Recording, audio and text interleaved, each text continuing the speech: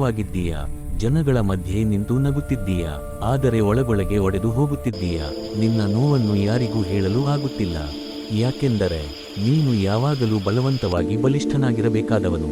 ಆದರೆ ಒಂದು ಮಾತು ನೆನಪಿಡು, ಬಲಿಷ್ಠನಾಗಿರುವುದು ಎಂದರೆ ಅಳದೇ ಇರುವುದಲ್ಲ, ಬಿದ್ದರೂ ಮತ್ತೆ ಎದ್ದು ನಿಲ್ಲುವುದೇ ನಿಜವಾದ ಶಕ್ತಿ. ಇಂದು ನಿನ್ನ ಜೀವನದಲ್ಲಿ ಏನೂ ಸರಿಯಾಗಿಲ್ಲ ಅನಿಸುತ್ತಿದೆಯಾ? ಕೆಲಸ ಇಲ್ಲ, ಹಣ ಇಲ್ಲ, ಮಾನಸಿಕ ಶಾಂತಿ ಇಲ್ಲ.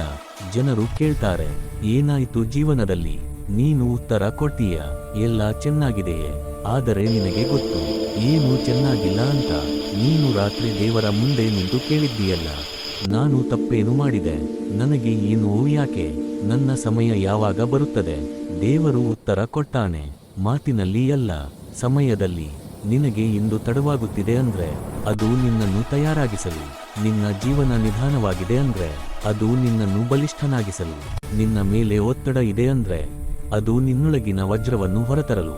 ಒತ್ತಡ ಇಲ್ಲದೆ ವಜ್ರ ಹುಟ್ಟೋದಿಲ್ಲ. ಒಂದು ಕ್ಷಣ ಯೋಚಿಸು, ಎಲ್ಲರೂ ಸುಲಭವಾಗಿ ಸಕ್ಸಸ್ ಆಗಿದ್ದರೆ ನಿನ್ನ ಹೋರಾಟಕ್ಕೆ ಮೌಲ್ಯವೇ ಇರ್ತಿರಲಿಲ್ಲ.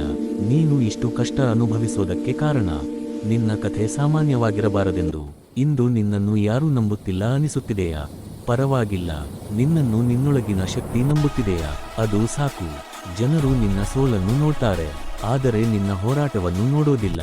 ಜನರು ಫಲಿತಾಂಶಕ್ಕೆ ಚಪ್ಪಾಳೆ ತಟ್ತಾರೆ, ಆದರೆ ಬೆವರಿನ ಬೆಲೆ ಅವರಿಗೆ ಗೊತ್ತಿರೋದಿಲ್ಲ. ಒಂದು ದಿನ ಇವತ್ತೆಲ್ಲ ನೋವು ನೆನಪಾಗಿ ನಗು ಬರ್ತದೆ. ಒಂದು ದಿನ ಇವತ್ತು ನಿನ್ನನ್ನು ತಿರಸ್ಕರಿಸಿದವರೇ ನಿನ್ನನ್ನು ಪರಿಚಯ ಮಾಡಿಕೊಳ್ಳಲು ಕಾಯ್ತಾರೆ. ಆ ದಿನಕ್ಕಾಗಿ ಇಂದು ಕೈಬಿಡಬೇಡ, ಇಂದು ನಿಲ್ಲಬೇಡ, ಇಂದು ಸೋತು ಕೂತ್ಬಿಡಬೇಡ.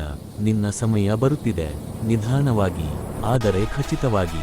ಕೊನೆಯದಾಗಿ ಒಂದು ಮಾತು, ನಿನ್ನ ಜೀವನದಲ್ಲಿ ಬೆಳಕು ಕಾಣಿಸದೇ ಇದ್ದರೆ ನೀನೇ ಬೆಳಕಾಗು.